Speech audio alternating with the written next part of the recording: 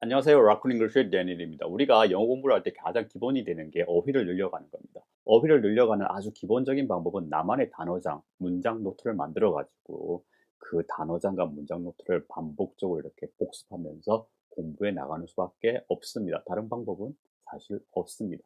그런데 우리가 그 단어를 이렇게 딱 접했을 때 그 문장도 접하게 되고 그 뜻도 우리가 잘 알아둬야 되는데 우리는 보통 단어하고 그 하나하나의 뜻에만 이렇게 포커스를 맞춰서 영어 공부를 하는 경향이 있습니다. 그 문장 속에서 그 단어 앞, 뒤가 어떻게 구성되어 있는지를 잘 알아둬야 사실은 우리가 영작을 하거나 실제 회화를 하거나 이렇게 글쓰기를 할 때 굉장히 유용하게 써먹을 수 있습니다.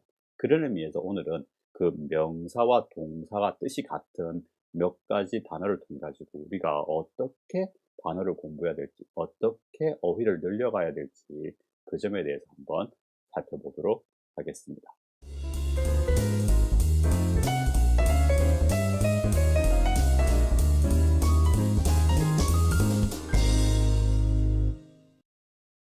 제가 문장을 하나 만들어 봤는데 어떤 느낌이 드시는지 한번 느껴보시기 바랍니다. 자, 첫 번째 문장. I like the internet because I can contact with my family. 이렇게 나왔어요.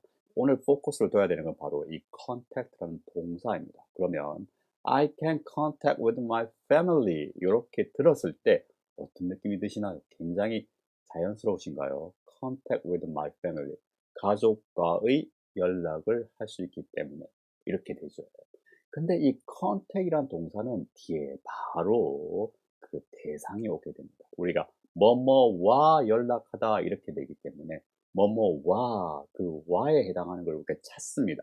어떤 전치사가 있을 거라고 생각을 하고 찾는데 뭐뭐와 함께 이렇게 되기 때문에 우리가 with가 와야 우리 느낌상 굉장히 편안한 느낌을 받습니다. 그래서 contact with my family 이렇게 이야기하면 가족과 연락을 하다 이 표현 자체가 우리나라 말하고 이렇게 1대1로 딱 맞아떨어지기 때문에 굉장히 안도감을 느끼고 요거는 맞는 영어 표현이라고 딱 생각하게 됩니다. 그런데 이 contact이라는 동사 자체는 바로 뒤에 전치사가 없이 대상이 와야 됩니다. 그래서 맞는 문장은 I can contact my family. 요게 자연스러운 문장이 되겠습니다. 그래서 앞으로는 contact가 동사로 쓰였을 때 이 동사 contact 뒤에 어떤 전치사가 오면 굉장히 어색함을 느끼고 요 말이 안 되는데 요런 느낌을 가지셔야 됩니다. 그래서 I can contact my family 요렇게 한 문장 외워두시는 게 좋겠습니다. 그런데 한 가지 더 알아두실 점이 뭐냐 그러면 이 contact라는 단어 자체가 명사와 동사 형태가 똑같습니다. 명사도 contact이고 동사도 contact입니다. 그래서 아까 말씀드렸다시피 동사로 쓰일 경우에는 이 contact 뒤에 바로 somebody 누구한테 연락을 하다 그래서 contact 다음에 바로 somebody 그 대상이 오게 되는데 이게 명사가 되면 누구와의 연락 이렇게 이야기할 때는 이 contact 뒤에 with라는 전치사를 쓰게 됩니다. 그래서 contact with somebody 이게 아주 자연스러운 표현이 되겠습니다. 가족과의 연락 이렇게 이야기할 때는 contact with my family 이렇게 되겠습니다. 그런데 또 어떻게 쓰이냐면 이 contact라는 명사 앞에는 또 in이라는 전치사가 또 따라 붙게 되겠습니다. in contact with 이 contact 명사 앞에는 in 뒤에는 with 이런 식으로 알아두셔야 됩니다. 그리고 또 그 전치사 앞에는 또 어떤 동사가 주로 오냐면 이 상태 동사, 비동사나 대표적으로 또 stay 이런 동사가 오게 됩니다. 그래서 연락을 계속하고 있다 혹은 유지하고 있다 이렇게 이야기할 때 be in contact with somebody 혹은 stay in contact with somebody 혹은 우리가 잘 알고 있다시피 동사 keep을 써가지고 keep in contact with somebody 이렇게 이야기할 수도 있겠습니다. 이렇게 명사와 동사와 같은 형태로 된 이 단어가 한 6가지 정도가 있습니다. 더 많을 텐데 우리가 대표적으로 많이 쓰는 단어가 한 6가지 정도가 있습니다. 앞서 이야기했듯이 우리 contact이 있죠. 우리가 보통 단어를 외울 때 contact가 동사도 되고 명사도 된다. 이렇게만 알고 가시죠. 그런데 우리는 이제 공부를 어떻게 해야 되냐면 이렇게 명사로 쓰일 때 명사로 쓰인다. 거기만 머물러 있는 게 아니라 어떤 형태로 쓰이는지 어떤 전치사하고 같이 쓰는지 혹은 어떤 동사하고 같이 쓰는지 이렇게 덩어리로 알아가는 게 중요합니다. 다음으로 이제 동사 lack이 있으면 lack, 뭐뭐가 부족하다 이렇게 이야기할 때 쓰는 lack인데 이 lack이 또 명사로 쓰이게 됩니다. 그래서 뭐뭐에 대한 부족 이렇게 이야기할 때는 a lack of something이 되겠습니다. 예를 들어서 gas가 부족하다 이렇게 이야기할 때는 a lack of gas 이렇게 이야기하고, 물이 부족하다 이럴 때는 a lack of water 이렇게 이야기해서 a lack of 이 표현을 알아두시면 되겠습니다.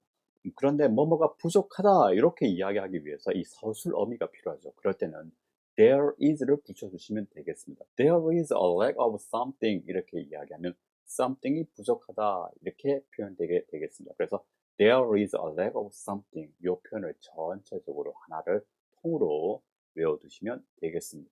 다음으로 또 많이 쓰는 게 이제 supply입니다. supply, 뭐뭐를 공급하다 이럴 때 쓰는 supply인데, 이 supply도 좀 복잡하게 쓰이는데 누군가에게 뭔가를 이렇게 공급하다 그럴 때는 이제 supply something to someone 혹은 for someone 이렇게 되겠고, 뭐뭐에 대한 공급 이렇게 이야기할 때는 supply of something 이렇게 되겠습니다.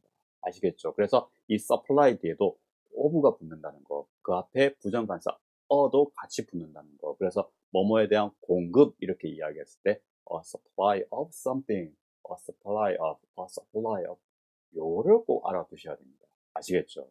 다음으로 또 많이 쓰는 게 우리가 influence입니다. influence. 누군가에게 혹은 무엇에 영향을 끼치다 이렇게 이야기할 때 쓰는 그 influence인데, 이 influence도 명사와 동사가 그 형태가 같습니다. 그 명사도 influence고 동사도 influence라는 이야기죠.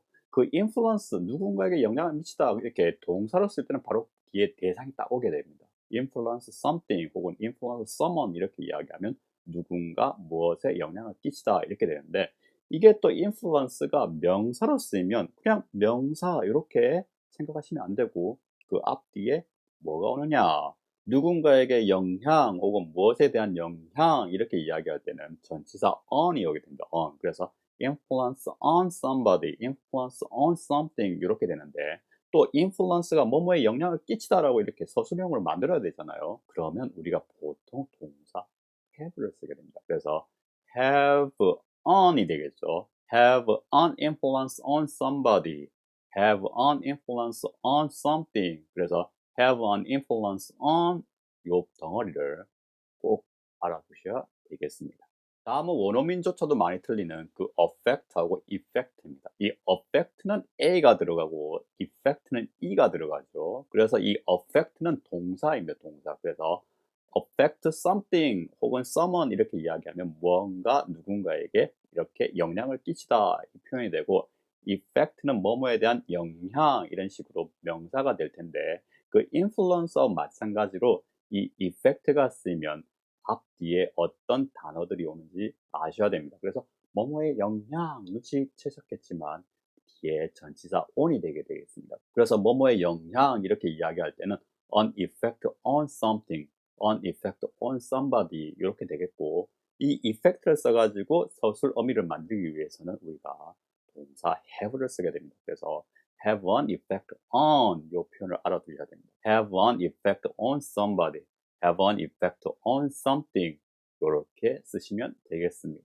다음에 또 많이 헷갈리고 많이 틀리는 게 우리가 뭔가에 접근하다 이렇게 쓰는 access입니다. 이 access도 동사 access, 명사 access가 있습니다. 그냥 동사 access 같은 경우에 뭐뭐에 접근하다 이렇게 이야기하면 그냥 바로 그 access 뒤에다가 사람이나 사물을 이렇게 붙여주면 되겠습니다. 그래서 access the big tree 뭐 이런 식으로 뒤에 사물을 바로 쓰면 되는데, 또 우리가 이 명사로 쓸 때 뭐뭐에 대한 접근 이런 식으로 이야기할 때는 뒤에 전치사 to를 쓰게 되겠습니다. 그래서 access to somebody 혹은 access to something 이런 식으로 이야기해서 그 access가 명사로 쓰일 때는 뒤에 to가 오게 되겠습니다.